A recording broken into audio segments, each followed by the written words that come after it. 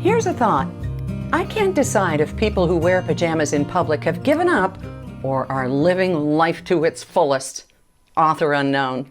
Hi there. First of all, thank you if you answered my plea to rate my podcast, Drift with Erin Davis. I did that the other night on Facebook, and you don't have to be an Apple device user, and you can do it. See, the better the ratings for the podcast series, the easier it is for people to find these sleep stories.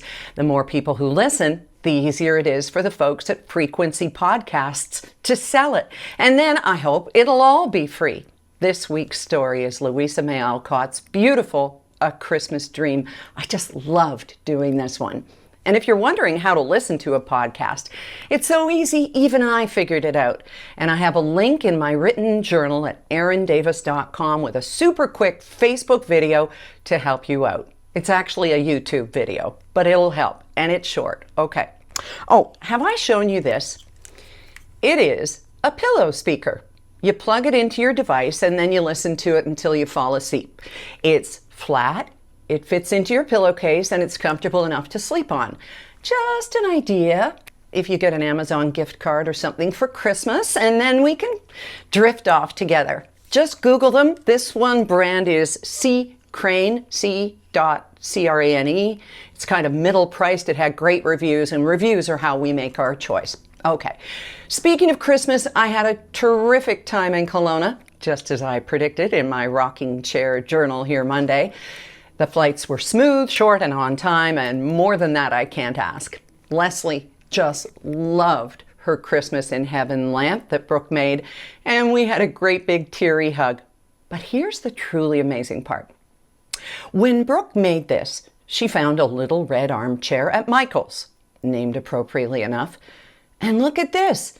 Here's Leslie's son, Michael, in almost an identical chair as a toddler. I mean, how on earth could Brooke have guessed? Just luck, she says. But how wild is that? By the way, at your request, Brooke is considering making these through the year for you to have next Christmas. And if you want to inquire, just email me, Erin@erindavis.com. I want to wrap up today and this week with a story that is so Rob and me, or Lucy and Ricky, I don't know, that I may well laugh every time the doorbell rings. So it's about 3 p.m. the other day. I am still in my buffalo check red pajamas, having edited and written and puttered for most of the day. Have I mentioned I love my jammies? Okay. The doorbell rings.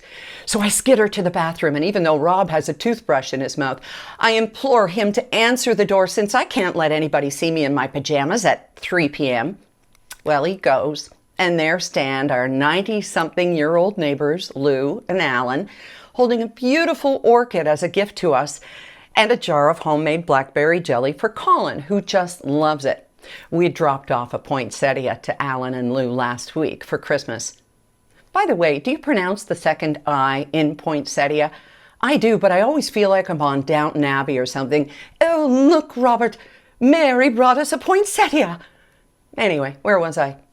In the bathroom, wondering how to make myself presentable. So I put on a hair towel turby wrap thing and my bathrobe, and then I put a little water on my face and run out to the door so they'd think I was in the shower. We had a quick chat as they kept their safe distance and then said our happy Christmases. Alan is British, like so many in the Victoria area. And then we closed the door. Well, I thought that was brilliant. I congratulated myself on my clever little ruse, and Rob says, well, it would have been brilliant if I hadn't told them you weren't coming to the door because you were still in your PJs. I said, no, you didn't. And he said sheepishly, maybe? And then we shared a great big laugh. Now, people who know us understand we work on different kinds of hours doing goodness knows what in front of a microphone or a camera in this house. But still, I know there is a fair bit of judgment, especially among our parents' generation, that comes with somebody who wears her sleep clothes, or as I call them, my work attire, for an entire day. I was well and truly busted. And that, my friend, is the story of my life in a nutshell. 5 years to the day today since that magical last broadcast at Casa Loma. I'm embracing the sleep the night owl hours, reading, writing, working in PJs, and all of the wonderful, busy messiness of our lives. It really is as good as it gets. Have a great weekend, and I'll be back with you on Monday. And yes, for you, I put on clothes, or at least a top.